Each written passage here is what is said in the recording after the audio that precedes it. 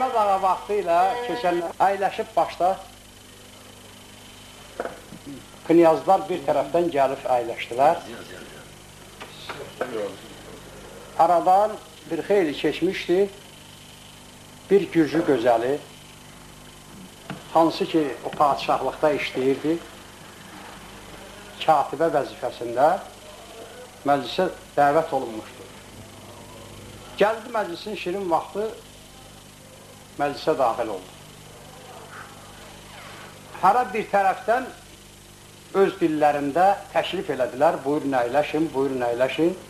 Bilirik də azdan çoxdan o dillər məlumdur. O cümlədən Səməd ağalıq təklif elədi. Gəldi, əyləşdi Səməd ağanın yanında. Burada başladı inciklik. Öz aralarında danışdılar bu əyləşənlər ki, gör, bizim millətin nümayəndəsi, özdə bir qadın, öz millətini, onlar da bilirsiniz da, nə deyərdilər? Bir tatarın ayağına gördü. Eşitdi bunu Səməd ağa, çox gözəl də səlistdir, onların dilini də bilir. Bir-iki sağlıqdan sonra artıq bu iş geniş qanad aldı, yayıldı məclisə tamamilə. 3-4 nəfər bu işin əksinə oldu. Nə qədər başqa nümayəndələr onları sakit elədi ki, ayıbdır, bu adam bizlə neçə ildir yoldaşlıq eləyir, onun qəlbinə dəymək olmaz. Xeyr, şərabın təsiri altında coşan oğlanlar da oldu. Bir knyaz qalıqdı ayağa, dedi, mən birbaşa mən onun üzünə deyib onu təhqir edirəm ki, bizim gürcü gözəlinin ixtiyarı yox idi ki, geçsin, elə bir adamın yanında otursun. Bu qədər xalqı da ayağa versin. Bu vaxtı Səməd ağa ayağı qalıqdı. Səlist bütün məclisə məntiqli söhbət elədi. Dedi, əvvəla sən bu devrin ziyalılarından olsan, knyaz paltarındasan, amma sən knyazlığa layiq deyilsən. Knyazlığa layiq olsaydın, elə bir məsələyi ortaya atmazdın. İki millətin arasına sən nifaq salmazdın. Sən nifaq salırsan iki millətin arasına, inciklik salırsan. Mən knyazlığa layiq deyirəm, dedi, sən layiq deyilsən. O da silaha əl atdı, heç tərpənmədi Səməd ağa yerindən, onu qoymadılar, tutdular. Dedi, gəl silaha əl atmayaq. Gəl indi bir dost millət kimi, bir torpaqda yaşadığımız naminə, o torpağın xətrəsi üçün, kəsdiyimiz duz çörəyin xətrəsi üçün, həmişə getdiyimiz bu Qarayazının Güryan meşəsində o yeri var. Bəli, o bizim tərəfdədir, bizim səmikdə. O yerində yenə biz ova çıxaq. Əyləşən yoldaşlara çox məlumdur ki, orada da çox vəhşi qabanlar var, qaban oyuna çıxaq.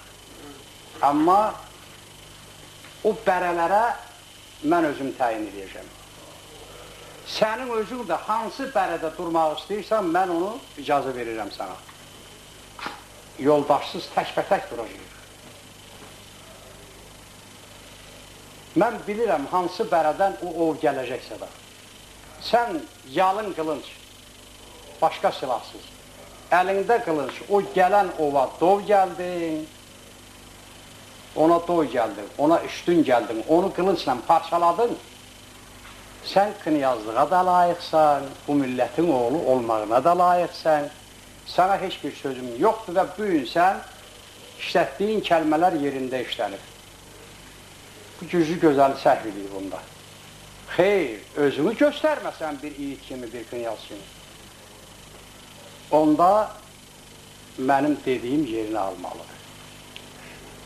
Hamı şərəfin təsirindən, hamı sərxoşdur, əl çaldılar. Səməd ağanın sözünü təbrik elədilər, düzdür, vaxt təyin elədilər. Bizim Söhbət bəy də o vaxt təyin edən kimi, intihası biz biraz onu geri çəkdik. Bazar günü işıqlaşanda bu işlə maraqlananlar atlandı. Sayı bəlkə də 100-ə çatdı. Orada hündür təpələri andıran yarğanlar var. O yarğanın qarşısına çıxanda meşənin talalığı da görünür. Belə məsləhət elədilər ki, 100 nəfər adam o yarğanın qarşısına düzülsün. Kimlər ova, bərədə kimlər duracaqsa da onlar aşağı insin. Yəni 2 nəfər Səməd ağı ilə həmən Knyaz getməlidir. Qısa deyirəm. Onlar hərəsi bir bərədə durdu. Səməd ağa elə bir yeri seçdi ki, bərə bir-birinə yaxındır. Gələn o, bunlara bir 20 addım qalanda ya o bərə ilə, o cığırla getməlidir, ya bu cığırla. Yəni ya o cığırla, ya bu cığırla.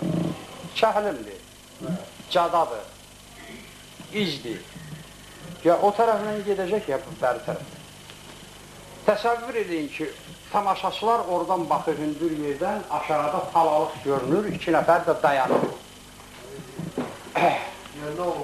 Bəli, amma o vaxtı sürətçilər deyirdilər, ovları qaldırmaq üçün 10 nəfər, 15 nəfər düşərdi meşənin ayağından, səs eləyə ki, ovları qaldırsın.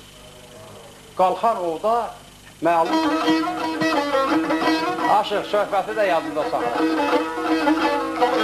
Lazım olar.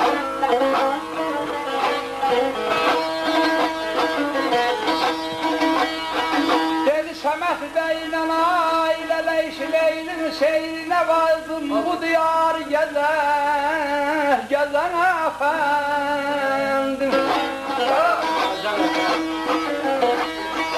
Səməd bəy namından oy bir vəzir gördüm.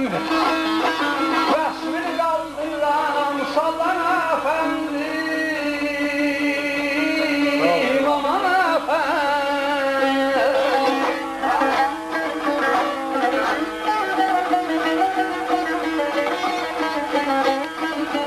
Oğul kimiydi o Səməd? Təhlil eləmirəm, vaxt alacaq. Baş üstə əfəndim, onu deyil. Dedin ağam Səməd bəydin onların başı, mehralıdır şahların alıcı quşu. Yanında var idi şahacı daha yoldaşı. Ne düşübsən onlarla bəsən əfəndim, aman əfəndim.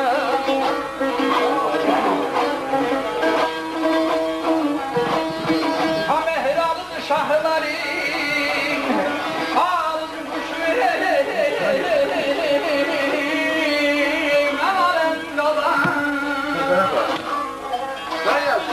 Ne düşübsən onlarla bəsən əfəndim.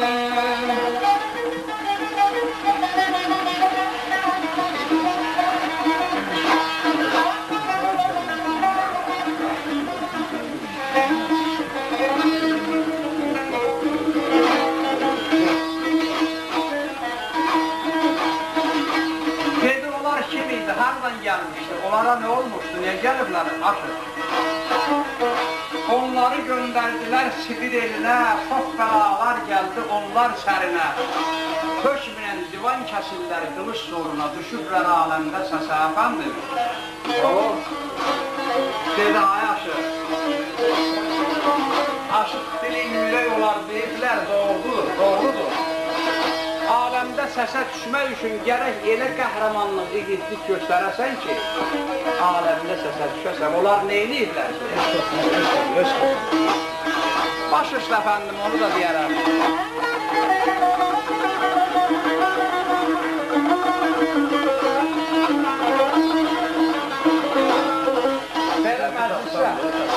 Belə məclisdə, daşdan yox, hayır olur, gərək qısa deyəsən.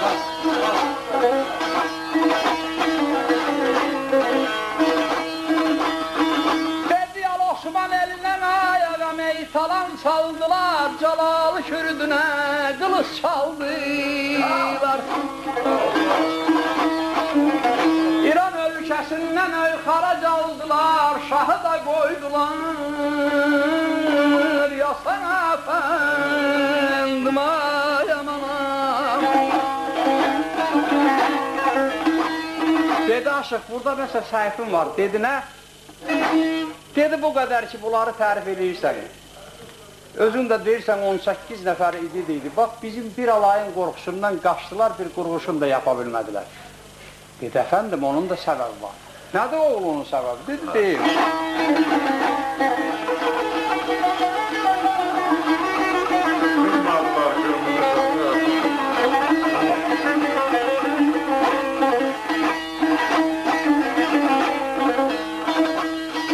Dedin, anam Səməd daydı ya, balam zəhmi yağdı, hökm eyləsə yüz qazağı dalıdı.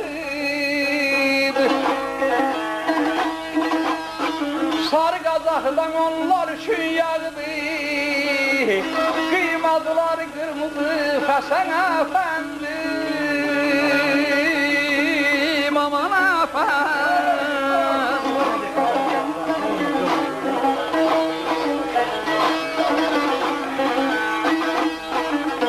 Sarı qazaqdan onlar üçün yağdı, keçir gülüm ağlar. Kıymadılar kırmızı Həsən əfəndi.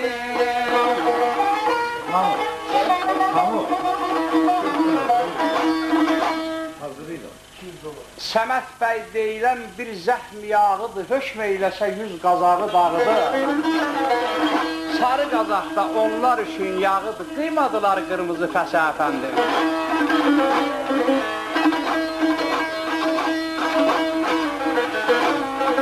Ağam Səməd bəy diləcci qırımlı, paşa səltənətli, qulaş kərimli, bəlli bədöy minirdi, bir qan verimli, əlcivə salanda baxmırdı çoxuna Naza əfəndi. Bunlar çoxdur, mən dedi, ay oğul, bu qədər ki sən tərif elədin, elə sən deyirsən ki onlardan başqa qoşaq yoxdur, dedi, aşıq gördüyünü çağırar, qulaq al.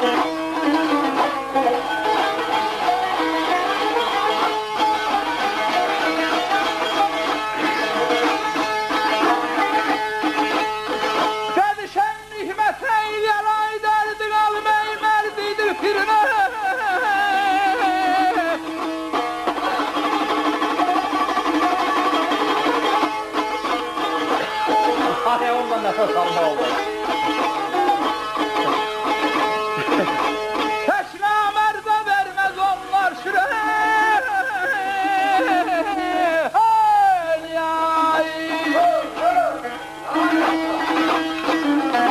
Səməd bəylə Şimeylin yerini bundan sonra verməz kimsən əfəndim, aman əfəndim. Onlara rəhmət